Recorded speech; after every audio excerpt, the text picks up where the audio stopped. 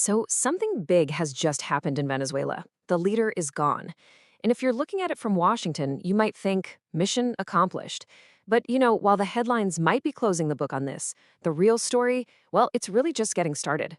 The question now is what really happens next? And this is where it gets complicated. You've got the optics, which look pretty simple, a clean win for the United States. The guy in charge is out, but then there's the reality on the ground.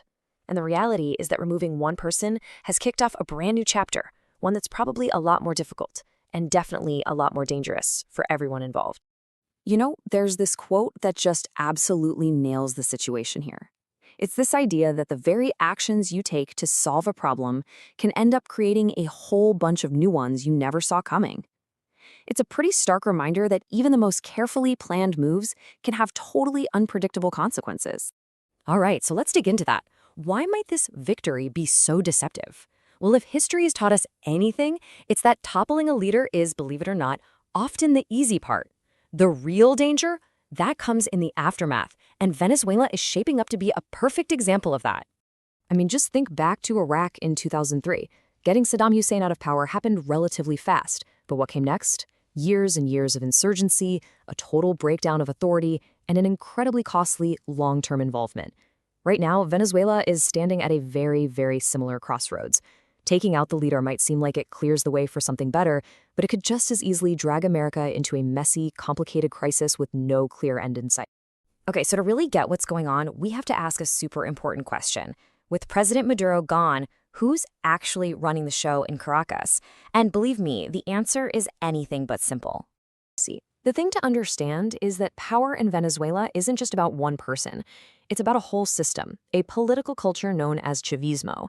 And this isn't some lofty ideology, not really. It's more like a complex, sprawling network of people all held together by a few key things. Patronage, a steady flow of oil money, and when that fails, brute force. And now, the one person who was the glue for that whole system, he's gone, which means the entire thing could splinter apart. So let's meet the key players who are left standing.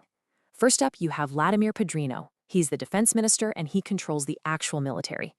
Then there's Diosdado Cabello. He's the guy who commands the colectivos. These are paramilitary squads used to violently put down anyone who steps out of line. And finally, you have Vice President Delcy Rodriguez, who happens to be Washington's pick for a potential interim leader. The crucial thing here, these people are not friends, they're rivals, all scrambling for control in a system that was built around loyalty to just one man. And this brings us to the next massive layer of complexity, the intense pressure coming from Washington. The U.S. has a whole laundry list of demands for whatever new government comes next, and honestly, it creates what's basically an impossible trap. So what's on this list? Well, it's a mix of things. Some of it is pretty transactional, like wanting a bigger piece of the oil action for American companies. But other parts are way more complicated, like demanding they cut ties with Russia and China. And this is a big one. Completely dismantle all those illegal financial networks that, frankly, keep a lot of these powerful figures very, very rich. And this is the trap. It's a total catch-22. If the new leader, let's say it's Delcy Rodriguez, agrees to all of America's demands, she'll immediately be seen as a puppet by powerful military guys like Padrino and Cabello, the very people who benefit from the current setup. But if she stands up to the U.S., well, she could face a fate even worse than her predecessor. There's just no easy way out.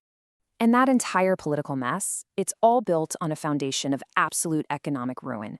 You can't understand where Venezuela is headed without looking at the one thing that was supposed to be its golden ticket: oil. Just take a second and let this number sink in. The country's GDP has shrunk by 75% in a decade.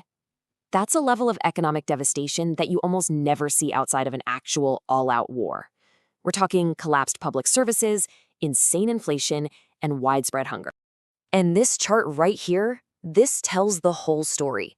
Back in the late 90s, Venezuela was cranking out 3.5 million barrels of oil every single day. Today, they're struggling to even produce 1 million. The engine that powered the entire country has completely seized up. But here's the billion-dollar question, or maybe the 300 billion barrel question. We've all heard it, right? Venezuela has the largest oil reserves in the world, but what if that number isn't even real? Turns out that massive number was never actually checked by anyone independent. It was basically a political figure that Hugo Chavez's state-owned oil company came up with in the late 2000s to make him look more powerful on the world stage.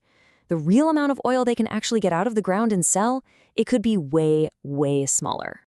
So you've got this political powder keg, intense pressure from the outside, and a completely broken economy.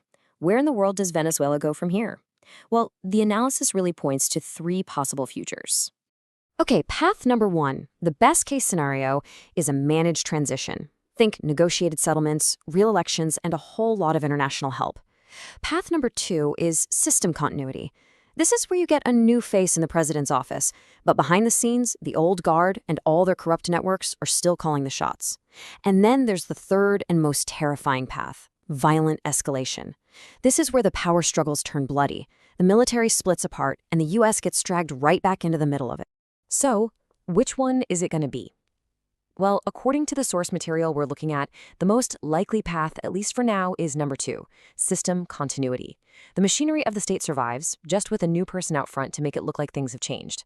For the average Venezuelan, that probably means the real problems, they aren't going away anytime soon. Which kind of leaves us with this one big question to chew on. The mission might have been to remove a leader, but was that ever really the test? Or is the true measure of success, or failure, only just beginning?